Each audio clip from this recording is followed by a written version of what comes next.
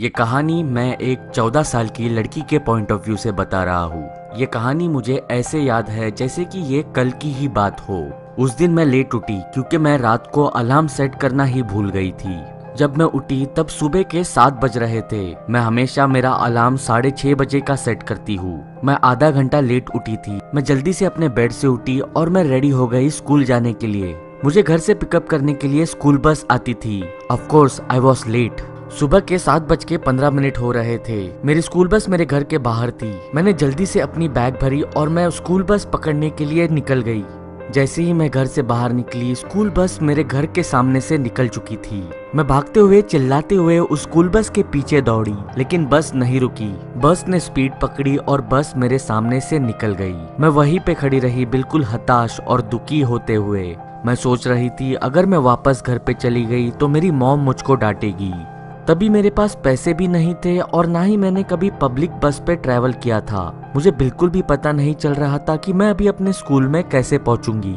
मुझे ये भी डर था कि अगर मेरी टीचर ने मेरे मॉम को कॉल करके बताया कि मैंने आज स्कूल स्किप किया है तो मेरी मॉम तो मुझे मार ही देगी।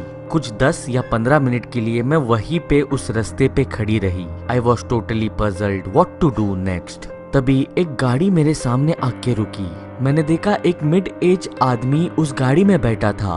वह आदमी मेरी तरफ देख के स्माइल कर रहा था। सरप्राइजिंगली उसने मुझसे पूछा, क्या हुआ, तुम ऐसे यहाँ पे हताश क्यों खड़ी हो? मैंने सैड होते हुए उस इंसान से कहा कि मैंने अपनी स्कूल बस मिस कर दी है। उस इंसान ने मेरी तरफ कुछ 5-6 सेकंड के लिए पहले तो स्टेयर किया। उसके बाद उसने मुझे पूछा कि क्या मुझे लिफ्ट चाहिए। मुझे बचपन से ही सिखाया गया था कि मैं किसी स्ट्रेंजर से बात ना करूं या फिर कोई स्ट्रेंजर से लिफ्ट भी ना लूं, लेकिन उस वक्त मैं लाचार थी। मुझे स्कूल तक पहुंचना ही था। मैंने उस इंसान को लिफ्ट के लिए हाँ कहा। मैं उसके गाड़ी के अंदर बैठ गई। जैसे ही मैं उसके गाड़ी के अंदर बैठी, मुझे रियलाइज हुआ कि उस गाड़ी के अंदर से बहुत ही भद्दी स्मेल आ रही है। गाड़ी में पीछे बहुत सारा कचरा था, वेस्ट फूड, बियर बॉटल्स, ये सब पड़ा हुआ था। मुझे उस स्मेल से खांसी आई। मैंने मेरी साइड की विंडो नीचे करने की कोशिश की। तभी उस इंसान ने कहा, सॉरी बच्ची, वो विंडो चलती नहीं है और ना ही वो दरवाजा अंदर से खुलता है। मैंने कंफ्यूज होते हुए उस इंसान की तरफ देखा। वो इंसान भी मेरी तरफ ही देख रहा था। उसकी आंखों में अजीब चमक थी। मैं उससे काफी अनकंफर्टेबल हो रही थी। तुम्हारी स्कूल का नाम क्या है? उसने मुझसे पूछा। मैंने उसे अपने स्कूल का नाम बताया। उस इंसान ने छोटी सी स्माइल दी और वो गाड़ी चलाने लगा। जिस सीट पे वो बैठा था उस सीट के ऊपर मैंने एक ब्रेसलेट लटका हुआ पाया। उस ब्रेसलेट के साइज से मैं अनुमान लगा सकती थी कि वो ब्रेसलेट किसी मेरी उम्र की लड़की का ही है। ये देख के मैं डर गई। मैं सोच रही थी ये किसका ब्रेसलेट हो सकता है, ये इंसान कौन है? उस इंसान ने मुझे ब्रेसलेट की तरफ देखते हुए देखा। ओह, ये मेरे बेटी का है, उसने मुझसे कहा। मेरी बेटी का नाम कोमल है। मैं उससे बहुत प्यार करता हूँ, लेकिन वो इस दुनिया में नहीं रही। ये कहते हुए वो गाड़ी चलाते रहा। मैंने गाड़ी के विंडो से बाहर देखा। मैंने देखा ये रास्ता वो नहीं है जिससे मेरा बस ड्राइवर मुझे स्कूल की तरफ लेके जाता है। It was completely different road. मैंने उसे हकलाते हुए पूछा, क्या हुआ कोमल को? वो इंसान कुछ समय के लिए शांत रहा और उसने आंसर किया, मेरी बेटी की मौत एक कार एक्सीडेंट में हुई। Roads are quite dangerous you know, specially इस लोकेलिटी के रोड्स। उस इंसान के बातों से मेरी हार्ट बीट बढ़ती जा रही थी।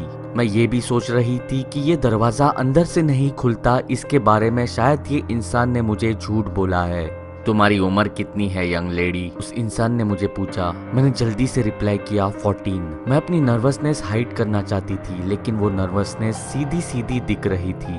और इन बातों के बीच में ही हमारी कार मेरे स्कूल के सामने आके रुकी। वो इंसान गाड़ी से बाहर उतरा, मेरी तरफ के दरवाजे की तरफ आया और उसने दरवाजा खोल दिया। मैं भी गाड़ी से बाहर निकली। मैंने उसे कहा, thanks for the ride sir. उस इंसान ने मेरी तरफ नोट करते हुए स्माइल दी और वो वहां से निकल गया। I watched him go। मैं वंडर कर रही थी कि what the hell just now happened। वो इंसान बिल्कुल हार्मलेस था। मेरे 14 साल के दिमाग के इंट्यूशन ने कहां से कहां पहुंचा दिया था। I shook my head and walked into my school building। To my surprise, school के अंदर काफी अजीब माहौल था। मेरे ऑलमोस्ट सभी टीचर्स रो रहे थे। मुझे पता नहीं वो सब क्यों रो रहे थे। अनटिल सम टाइम लेटर मुझे पता चला मेरी स्कूल बस एक कार से टकराई और एक बहुत ही बड़ा एक्सीडेंट हुआ। उस एक्सीडेंट में मेरे बस में बैठे हुए सभी बच्चे और ड्राइवर मर गए। मेरी स्कूल की बस जिस कार से टकराई उस कार में बैठा हुआ एक आदमी और उसकी बच्ची भी मर गई। ये काफी अजीब सिचुएशन थी मेरे लिए। मैं थैंकफुल भी थी कि मैं उस बस से ट्रेवल नहीं कर रही थी और डिसअपॉइंटमेंट भी हो रही थी कि मेरे स्कूल बस का एक्सीडेंट हो गया है। अगले दिन सुबह मैं घर पे बैठ के न्यूज़पेपर पढ़ रही थी। उस न्यूज़पेपर में मेरे स्कूल बस के एक्सीडेंट के बारे में भी लिखा था। In fact it was on the front page of the paper में बस एक्सीडेंट में मारे गए हुए बच्चों की और ड्राइवर की फोटो और नाम आए थे।